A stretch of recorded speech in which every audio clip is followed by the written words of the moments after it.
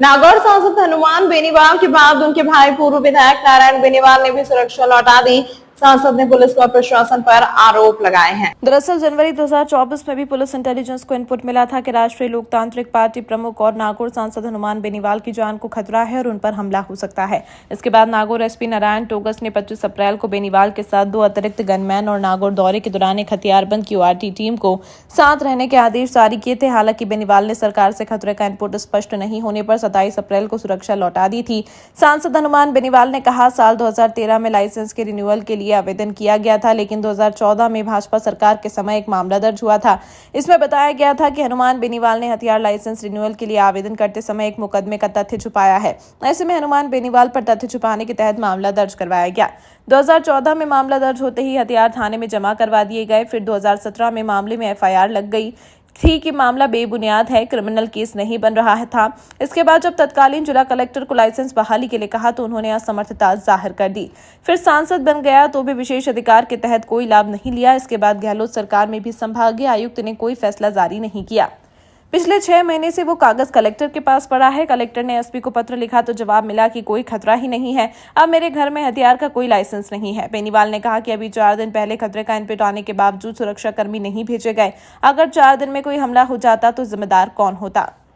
उनको पता है 5 साल बीजेपी जब तक आगे लोग कांग्रेस को वोट देंगे, हमें सोनिया राहुल को खुश रखना, सीएम बन के आ जाएंगे। क्या मतलब राजस्थान की जनता से?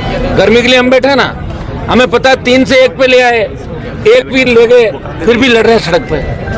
और ये लड़ाई कोई छोटी लड़ाई नहीं है, बहुत बड़ी लड़ाई जाएगी राजस्थान की। और आवश्यकता पर हम दिल्ली की तरफ बढ़ेंगे। इसमें आर पार का फैसला हम कराएंगे, बच्चों को न्याय दिलाएंगे, आरपीएससी को भी ठीक करेंगे। आपको पता है कि राजस्थान में जिस तरह एनकाउंटर की घटनाएं हुई, हनुमान बेनीवाल जहाँ भी बैठा उन्होंने एनकाउंटर को खुलवाया। आप हिस्ट्री को उठा के देंगे पीछे से आज तक तो जो भी प्रयास किया उसमें सफलता मिली है। सर पीटीए में 4400 में से 2000 लोग वही हमने बोल दिया भैया, रुक जाए यार, 2 मिनट ज्यादा हो तो गई ना।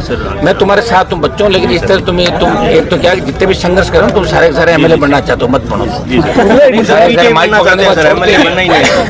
पीटीआई नहीं, माइक पकड़ा तो आधे घंटे नहीं। रुको मेरी बात, तुम्हारी पीटीआई का लिख तो रहा हूँ कि पीटीआई भर्ती भी ये सब वो लोग आए और पीटीआई भर्ती भी रद्द करें। ये सही है कि उनमें बाहर से डिग्रियां डीवी करवानी है सर, रद्द नहीं करनी। बाहर 4400 में से 2000 लोग फर्जी हैं जिनके ये एविडेंस है। सारी रद्दी होगी भाई, तेरे कड़े थोड़ी होगा।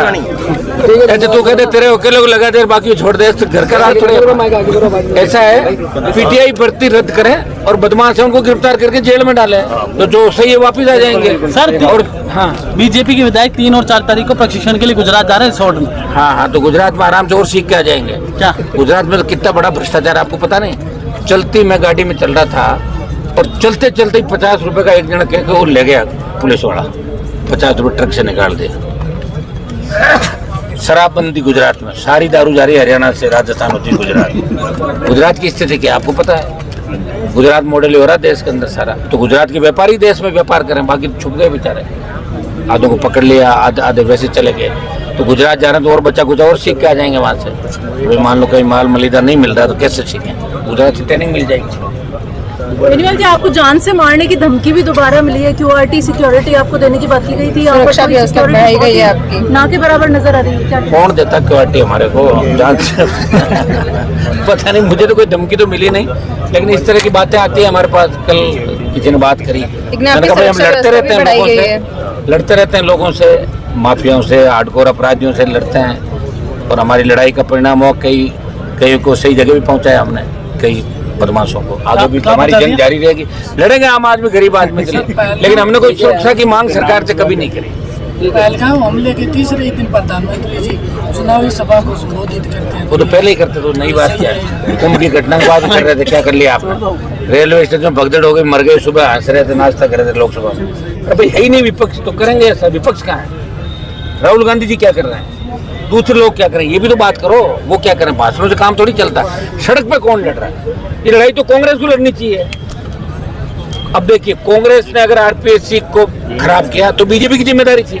इसका मतलब 13 से 18, 8 से 13 गहलोत के समय, 98 से 3 गहलोत के समय, 3-4 वसुंधरा ने पर्दा डाला, माथुर आयोग बना, लेकिन उसमें इंक्वायरी एक्ट का मामला बैठाने वो खारिज हो गया। 8 से 13 फिर पर्दा, 13 से 18 सरकार, फिर 18 से 23, वही तो सरकार है। गहलोत वसुंधरा गठबंधन था, अब भजनलाल जी को लाए तो भजनलाल जी नहीं जानते एकदम से। भाई किसी आदमी को नई दुकान भी कोई खोलता है तो दुकान जमने में समय लगता है उसका। दुकान नहीं जमी अभी कहाँ तो कहाँ, इनको पता ही नहीं कौन क्या कर रहा है। मैं कह रहा हूँ इनको कुछ भी पता नहीं, और भजनलाल जी कार्यकाल पूरा नहीं कर पाएंगे, ये मैं आपको बता दूं। ये मुझे जो दिल्ली के अंदर में रहता हूँ, जिस तरह की बातें चीतें चलती हैं, तो ये अभी पता नहीं ना समझे से काम कर रहे हैं, क्या कर रहे हैं। लोगों के भरोसे जो काम कर रहे हैं, लोग इनको नहीं देखना चाहते इस जगह। भाजपा के विधायक भी खुश नहीं है। और ऐसा पहला मंत्रिमंडल हमने देखा, नौशी के मंत्रियों की फौज एक सूत्री कार्यक्रम में लगी है कि माल कैसे बटोरे हैं, और नहीं तो कहीं नहीं मिले तो ऑफिस का फर्नीचर ही बेच दो, नहीं गाड़ी घोड़े बेच दो, लेकिन माल चाहिए हमारे को। बाद में मौका हर बीजेपी वाले के रख के पता नहीं मौका एक नहीं आया। भजनलाल जी पर्ची से बने, हमारा नंबर तो इसी में आया, तो मौका एक नहीं आया, मार दो चौका, ले फोड़ो, कौन जांच करेगा, सरकार ही आएगी। तो इस तरह के हालात हैं। और मैं उन तमाम नेताओं के बारे में नहीं कहना चाहता, सड़कों में मेरे लिए लड़ते, उनसे ही आप बातें करो सब लोग। खरबूजा खाने से नाराज हो रहे हैं क्या आप? ना ना, मैं खरबूजे से नाराज नहीं हूँ, लेकिन उन खरबूजे का भी दिमाग किसी और ने कहा होगा, वो नहीं करते खुद ऐसा। तो इसमें हम चाहते हैं कि बच्चों की जीत हो। और ये आरपीएससी के भ्रष्टाचार का एक बड़ा हमने आपके सामने पेश कर दिया। अब आप लोग, ये मीडिया लोकतंत्र का चौथा स्तंभ है, और आप लोग इन बच्चों की लड़ाई के अंदर मदद करें, और इसके अंदर हम इन बच्चों को जीत दिलाएंगे। भजनलाल सरकार के घुटने टिकवाएंगे, कांग्रेस का भी पर्दाफाश करेंगे। कांग्रेस के एक नेता पकड़े गए, हम उम्मीद कर रहे हैं कि 2, 4, 5, 7 और पकड़े जाए, ताकि कुछ कम हो यहाँ पे जिन्होंने भ्रष्टाचार किया। और फिर बीजेपी की पकड़े जाए जिन्होंने भ्रष्टाचार किया। मेरी कोशिश जारी रहेगी अपराधियों के खिलाफ, माफियाओं के खिलाफ, भ्रष्टाचारियों के खिलाफ। और हम ये कागज एसओजी को भिजवा रहे हैं यहाँ से, कभी से किसी अधिकारी के थ्रू, कि भाई इसमें भी एसओजी इसको और सारी चीजें मांग।